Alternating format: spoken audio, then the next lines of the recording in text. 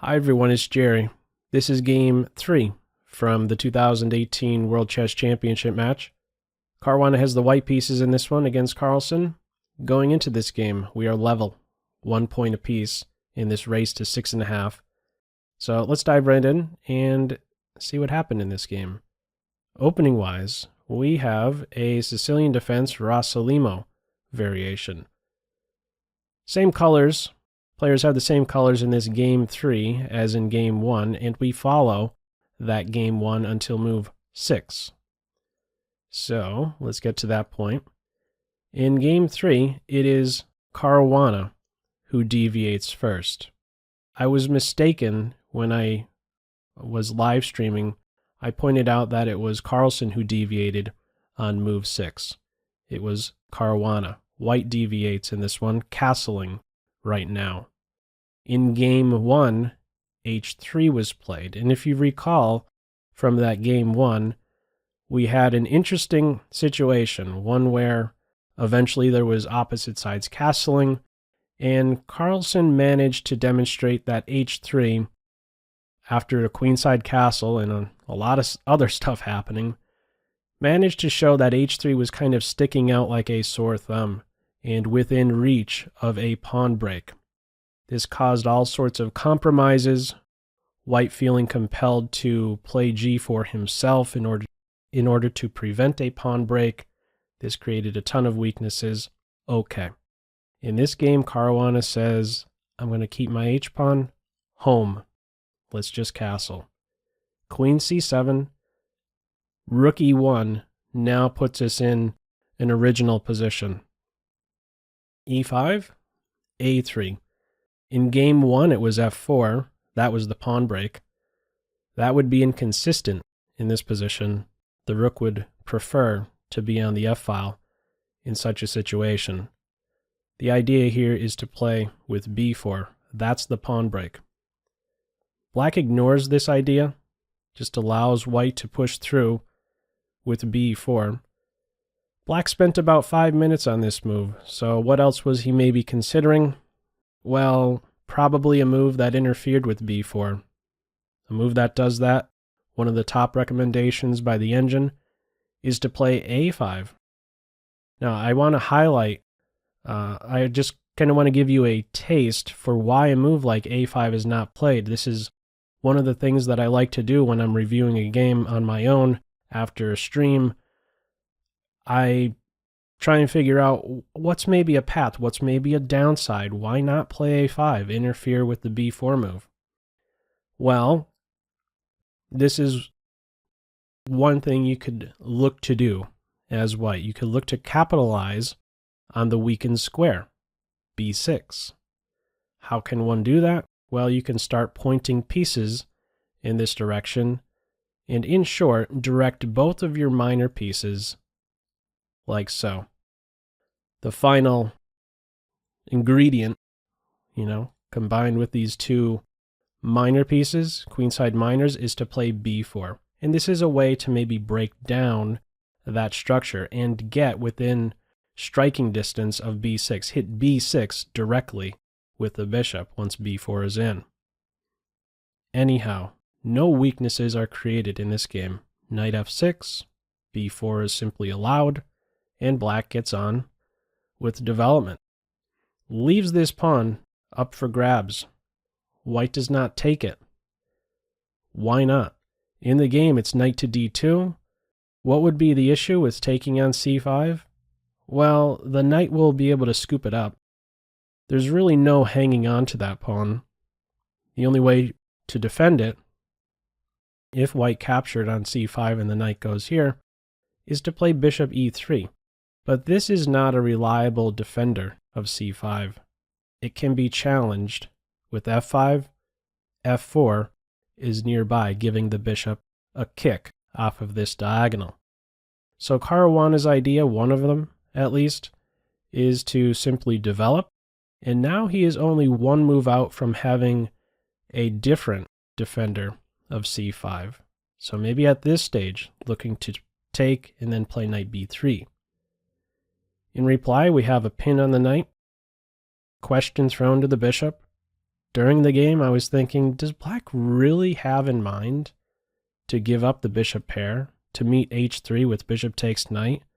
Or is there something fancy going on with the bishop backing up, maintaining the pin, and preparing a piece sacrifice after you try to trap the bishop? That was never a thought at all. His intention all along was to, in fact, give up the bishop pair. Now, this was a moment Caruana spent some time on, 8 minutes. Considering h3, of course, in the end it was a move, or the move he played. I imagine this was the move, another move he was considering to capture only at this point on c5. There's also a downside connected with this capture. Not addressing this pin straight away, making a capture on c5. What might be a downside here? Well, if knight d7 is now met with white clinging to this pawn, well, f5. And now this pin starts to be felt. First of all, you can forget about h3 in this position because black can simply ignore it, would be able to ignore it, capturing on e4. This knight is hit 3 times, still in a pin, and this is just not a path to go down. Right? Takes. This is not how you should play. No. Computers might say, yeah, you could maybe survive. You don't do that. Okay, so in short, you should really do something about this pin as soon as possible. Caruana does just that. Pin is resolved. Play continues from here with c takes b, a takes b, and a5. Some exchanges. A file is still contested, right? You really don't want to invite the queen to a more productive square. So the rook drops back. I was thinking a tiny bit better is to exchange and then play bishop d2, followed up with queen to a4. This was another path to go down. In this game, it is bishop d2 straight away, rook a8, and queen to b1. Knight d7, queen b4 interferes with a little reposition of the knight. White is a tiny bit better because of the queen position, I believe. That's the main difference I see. Oh, the knight is maybe a little bit better than the knight. There is a third-ranked knight, second-ranked knight. But okay, nothing significant at this point. Rook to e8, useful. Secure a center point, e5, and maybe there are a couple different options for the minors. Bishop c3, b5. And from here we have a couple exchanges. The majors, 2 rooks are exchanged. I didn't note this during the live stream. After b5 is in, if some attention is not given to, let's say, the a4 square, let's say the queen was still on b2, black can maybe start to look to pivot on a4 with a rook. And if ever the rook is captured, we could have a changing of the structure. There could be some cases where the b pawn is converted to an a pawn, becomes passed. Anyhow, it's just a thought that never crossed my mind during the live stream. In this game, both rooks end up getting exchanged by move 21, and we enter this endgame, where it's now time to try and activate the queen. Black on move does just that, throwing a punch. Bishop c3. Queen a2. If you want to prevent queen a2 straight away, you drop back to b1 and defend the bishop, defend a2. In this game, it is bishop c3, queen a2, and queen to b2, trying to offset the queen. There really isn't anything better than to go for a queen exchange. I briefly considered queen e6 during the game, but this would allow the white queen to become active along the a file. So while she's placed somewhat well here in the center, what's more important is to make sure the white queen doesn't get super crazy along the a file. That can happen if we had this retreat. Not the case in this game. The queens are exchanged. And in this ensuing endgame, minor piece specific endgame, who stands better? Well, what starts to happen slowly is black becomes the better side. Why is this the case? I believe it is primarily due to black having a faster route for the king to arrive towards the center. This turns out to be a wonderful square for the king or a knight. So the players get the kings involved. It is the endgame. Queens are off the board. The kings are starting to play. Black repositions the knight. This is a wonderful piece. The knight from e6, tucked right behind the pawn, will do a very good job in preventing two potential pawn breaks by white. d4, f4. It's on a light square. It cannot be disrupted by the white bishop. From here, g3, negating the knight. Some repositioning by both sides. And a nice move here, an instructive moment in this game, knight to g5. Throwing a punch, provoking h4, and now returning. Now on the surface, this appears to be a waste of time, right? g5, opponent just gives you a kick, you go back, and now it's white's move. Is it really all that bad to have the pawn on h4 instead of h3? Well, there can be some cases now where, let's get a couple more moves in. After black plays h5, notice this pawn is now fixed. The white pawn on h4 is on a dark square and potentially vulnerable to the dark square bishop. Now, how exactly would this take shape? It's not completely clear to me just yet, but there are many different tricks that can maybe highlight this pawn being fixed on a dark square. In this game, we have bishop to d2, and from here, bishop d6. Now, the move bishop d6 interferes with the f4 advance. White is preparing f4 at this stage. I just want to highlight how we can arrive in a position where h4 starts to become vulnerable. I want to show you the reason for this provoking move. Knight g5. You know, why exactly is black provoking h4? How can black capitalize on this point? Well, g5 can be played here. The computer says it's equal after f4. So this is why we're not seeing g5 just yet, but rather bishop to d6. Gets a little bit complicated, but let me just point out g5 poses a serious question to this pawn. Do you capture and allow black to have now a passed pawn, or do you simply sit and wait? Now, if you do a sit and wait approach, this is one quick way I can demonstrate how this pawn can maybe be vulnerable. I know I'm making a lot of little passing moves here, but eventually this pawn can be a target with f5. And how are you defending this point? If you play bishop g3, maybe there is even still the f5 move after captures king f6, and eventually you don't even want to be in a position where you have to babysit one of your pawns like this. That is one way you could maybe look to put pressure on h4, show that it is a weakness. There is another one that I will get to down the line. So play in this position continues with bishop d6, no f4, c3 is played, white is gearing up for d4, black says, I'm not letting you do that either. These two breaks are under control by the black pieces.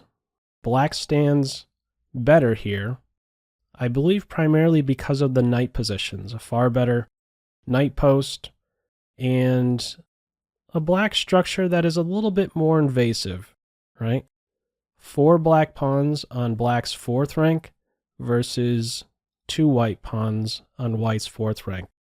Tiny bit more space. Potential punches with c4. Ideally, I'd be looking more so towards advancing pawns to light squares where they coordinate really well with the remaining bishop. Okay, from here, bishop e3. White has enough support now for d4, right? We do a count. 1, 2, 3 pieces are controlling d4, but white has 3 pieces as well supporting this advance. So, after king to e7, is d4 played? No. d4 is not a good move. d4 is a very poor decision for 2 reasons. It's objectively bad and practically bad. Why do I say that? Let's have a look at the clock times for one. There isn't too much time remaining for Caruana. And if you're going to go forward with d4 in this position, you're going to create a difficult structure, an unclear position. What is that exactly? If e4 is played here, white can take with the e-pawn and play c4. Computer says it's just a little bit better for black, but this is not a path to go down. Allow black to have these 2 protected passed pawns and pawns that are coordinated well with the bishop. It's actually, while I was just saying that, the computer is now even saying it's minus 1.25. So maybe it even grows some more, tips more in black's favor from here. So this would be not a good decision for just objectively, practically bad. He doesn't go for that. He plays king to d1, king d7, king c2, f5 is in. The white king now comes back to d1. He's just staying on light squares, staying out of the way of the bishop. And this is a moment where one might think, well, after f5, I don't want to have to meet captures with this capture because then my opponent will have a 2-to-1 majority on the queen side. So therefore, I'm going to play f3. But when f3 is played, there's another way to pinpoint that h4 move. How can you do that? Well, by taking out its support. Its support is g3. If f3 was played on this move 37, there's f4. I'm not saying that this is winning for black. I just want to show you position types where you can try to pinpoint, show that that's a weakness on h4. Dates all the way back to when black played knight g5, move 29. We're 10 moves, down the road here, but this is another way that can be a problem. f3, not on board. King simply comes back to the king side. We do have a structure change. 2-to-1 is created. Knight is given a kick. Knight d2. White just went backwards. It's a second rank knight. Black knight is moving forwards. This knight is really strong. White takes it out. Right? Knight keeps an eye on e4, looking to jump into d3.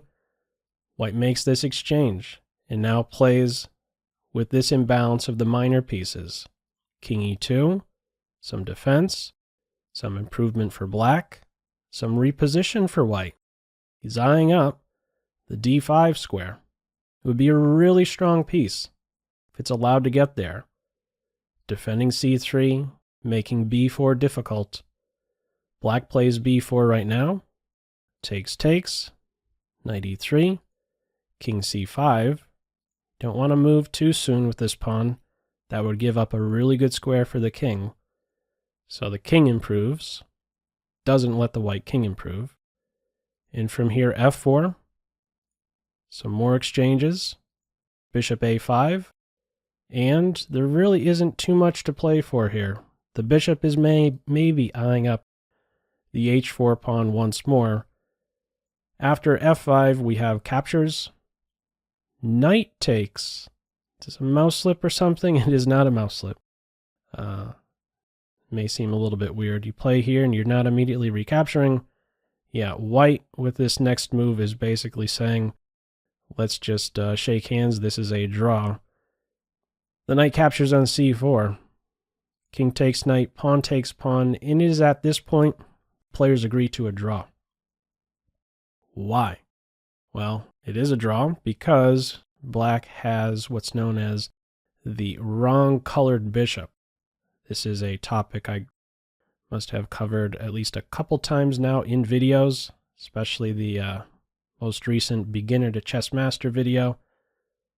When you're working with just a rook pawn and the bishop, a bishop that does not control, that is not able to control that queening square, as long as the defending side, white in this case, is not able, as long as white is able to get to this corner square, it will be a draw.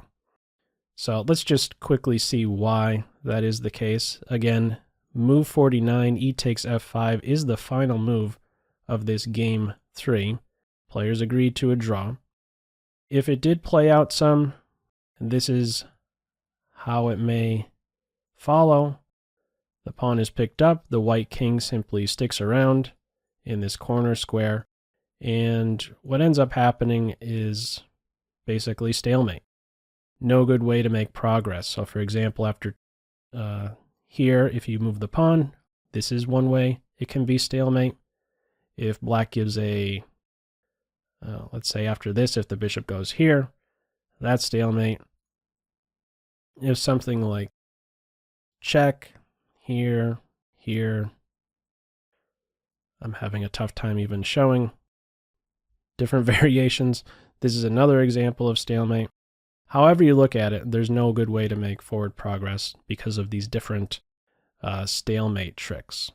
If that wasn't clear exactly how I described it at the end, you could always punch in wrong colored bishop and there's a good chance my video would probably show up on YouTube.